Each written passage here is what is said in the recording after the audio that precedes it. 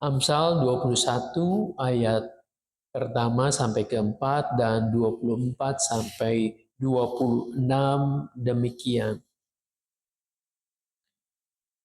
Hati raja seperti aliran air di dalam tangan Tuhan. Dialirkannya kemanapun ia kehendaki. Setiap jalan orang adalah lurus menurut pandangannya sendiri.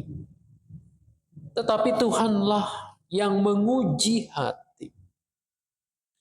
Melakukan kebenaran dan keadilan lebih menyenangkan bagi Tuhan daripada kurban. Mata congkak dan hati sombong yang menjadi pelita orang fasik adalah dosa. Ayat 24, orang angkuh dan sombong pencemooh namanya. Ia berperilaku dengan keangkuhan yang melampaui batas. Pemalas dibunuh oleh keinginannya, karena tangannya enggan bekerja. Keinginannya bernafsu sepanjang hari, tetapi orang benar memberi tanpa batas. Sampai demikian, yang berbahagia yang mau mendengarkan firman Tuhan dan tentunya yang melakukan dengan sungguh-sungguh. Hari-hari ini rasanya kembali kita dibawa dalam suasana yang tidak nyaman. Ada banyak peristiwa-peristiwa yang membuat kita berdebar. Akankah peristiwa 98 terulang? Kalau kita yang pernah menyaksikan, mengalami, apalagi di daerah kota ini, di Glodok dan sekitarnya, tentu saja meninggalkan trauma yang tidak mudah. Maka untuk itu saya mengajak kita berdoa sungguh-sungguh dengan sepenuh hati. Doa bukan memikirkan keselamatan sendiri. Doa bukan untuk supaya gereja kita tidak mengalami pengrusakan, tetapi berdoa untuk keprihatinan negeri ini. Ada situasi yang tidak baik-baik saja, yang rupanya mungkin terpendam begitu lama, sehingga muncul ke permukaan perlakuan tidak adil, kesewenang-wenangan, lalu gaya hidup mewah yang dipertontonkan oleh para pejabat dan orang kaya. Tanpa disadari ini menanamkan luka di hati masyarakat yang sebagian besar memang dalam keadaan sulit. Kesulitan ekonomi, kesulitan mencari pekerjaan. Tapi terus-menerus dituntut dengan pajak yang tinggi. Berbagai sektor dipajaki. Saudara-saudara, kita berdoa untuk mereka yang diperlakukan tidak adil. Kita berdoa agar Tuhan membukakan telinga hati nurani para pejabat yang diberikan wewenang untuk itu. Kita diingatkan oleh firman Tuhan hari ini melalui Amsal 21. Apa yang terjadi di situ yang dinyatakan oleh penulis Amsal? Ayat pertama, hati raja seperti aliran air di dalam tangan Tuhan. Dialirkannya kemanapun ia kehendaki. Hati raja berarti hati seorang pemimpin, seorang penguasa. Mestinya menyediakan ruang hati nurani untuk apa? Dialiri aliran air dari Tuhan sendiri. Ini sebuah kiasan, artinya aliran air dari Tuhan itu adalah sumber kebenaran, sumber keadilan, sumber berkat. Jadi melalui raja ini, melalui penguasa ini, Tuhan menghendaki supaya mendistribusikan, mengalirkan air. Saya bayangkan penulis Amsal ini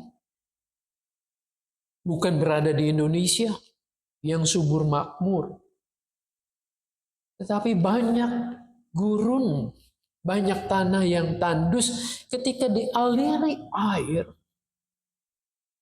itu akan mendapatkan kesuburan, kehidupan.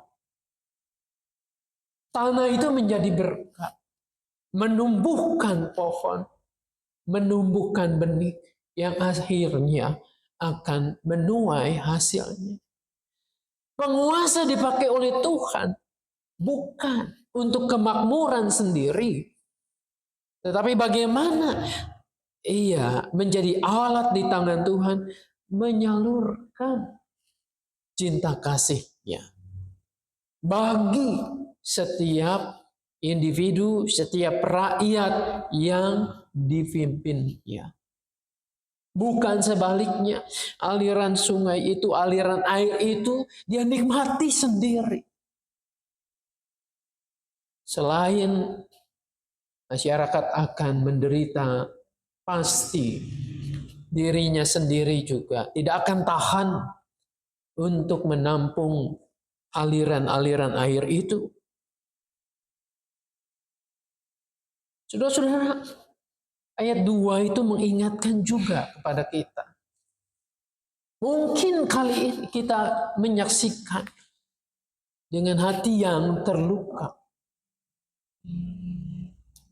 Mereka yang diingatkan, yang ditegur itu seolah-olah dablek. Merasa benar bahwa ini adalah haknya. Merasa benar bahwa kalau tunjangan yang sekian banyak itu adalah sudah kewajiban negara untuk memenuhi mereka. Mereka bisa bersukaria. Mereka bisa senyum dan ketawa. Mereka merasa benar. Ayat 2 mengatakan setiap jalan orang adalah lurus menurut pandangannya sendiri. Pandangannya masing-masing. Mereka mengatakan ini hak. Kami melakukan tugas dan lain sebagainya. Tapi tidak pernah melihat dari sisi yang lain, dari dimensi yang lain. Mungkin dalam setiap kampanye kita dengar suara rakyat adalah suara Tuhan. Kalau benar suara rakyat suara Tuhan, maka yang terjadi ketika rakyat berteriak, ketika mereka menuntut keadilan, inilah cara Tuhan untuk mengingatkan. Betul itu mungkin menurut undang-undang adalah hakmu untuk menikmati. Tapi lihatlah, sadarilah keadaan negeri ini, keadaan rakyat ini, yang sebagian besar memang susah dan menderita. Disitulah suara Tuhan berteriak. Saudara-saudara, kebenaran ini, kebenaran masing-masing itu diuji. Tuhan menguji hati setiap orang. Pasti ketika ada sesuatu yang tidak benar, yang memang walaupun ditutupi oleh berbagai macam undang-undang,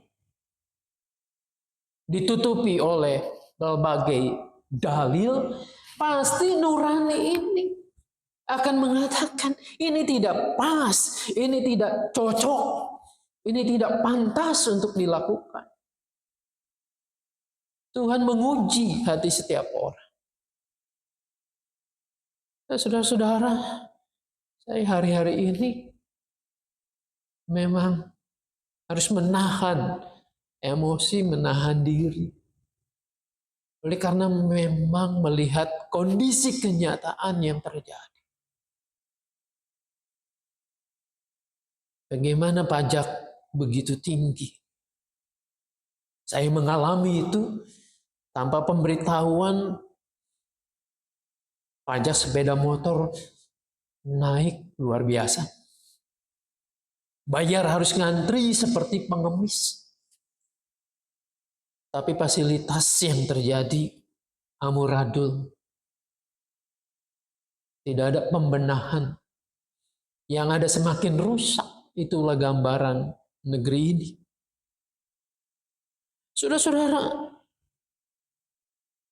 kalau kita pandai juga mengkritik penguasa kita, pemerintah kita, mestinya kita juga mawas diri. Ketika kebenaran Tuhan menegur kita, menguji hati kita, apa yang harus kita lakukan? Sadarilah, berbaliklah. Sebab kalau kita menerabas itu, yang terjadi adalah kehancuran. Saudara-saudara, lihat suara rakyat yang berteriak. Suara Tuhan melalui rakyat yang berteriak. Diabaikan, malah ditantang sekalian. Apa yang terjadi? Kita sudah dapat menduganya, kehancuran. Bentrok massa mungkin tidak akan bisa dihindari. Dengarkanlah suaranya yang menggelitik nurani kita. Berubahlah, mumpung ada kesempatan, mumpung ada waktu. Peringatan-peringatan yang kemudian menjadi relevan pada saat ini. Melakukan kebenaran dan keadilan lebih menyenangkan bagi Tuhan daripada kurban. Kurban itu apa sih?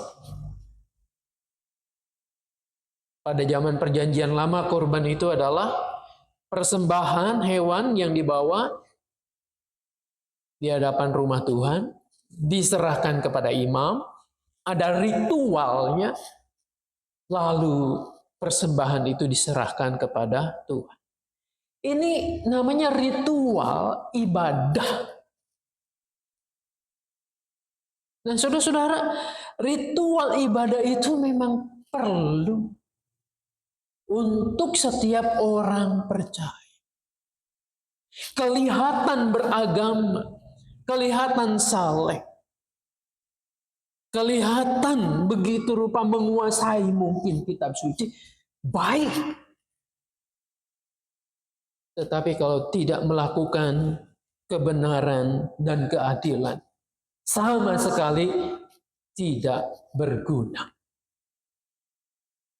Melakukan kebenaran dan keadilan jauh lebih berguna daripada pencitraan melalui praktek ritual keagamaan.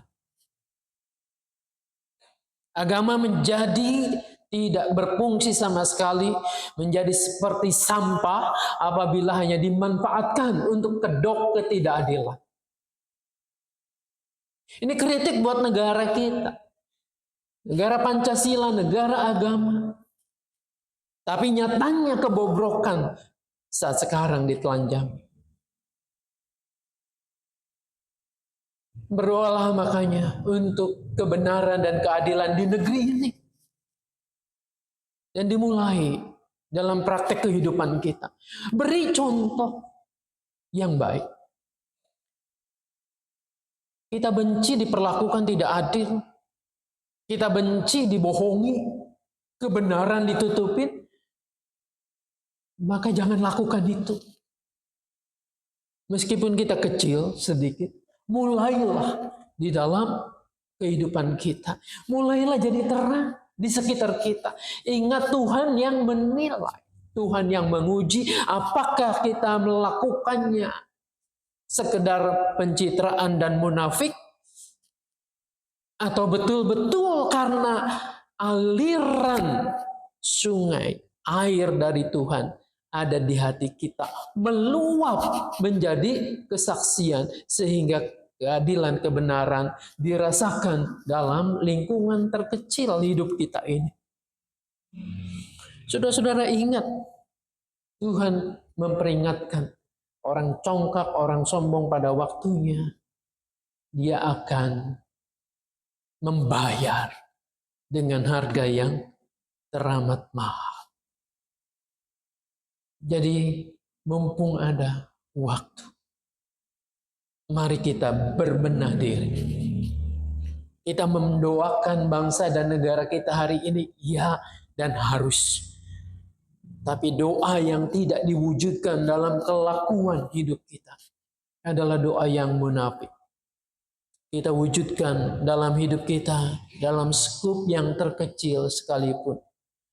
Biarlah Tuhan akan menolong bangsa kita melewati krisis ini. Sehingga ke depan lebih baik.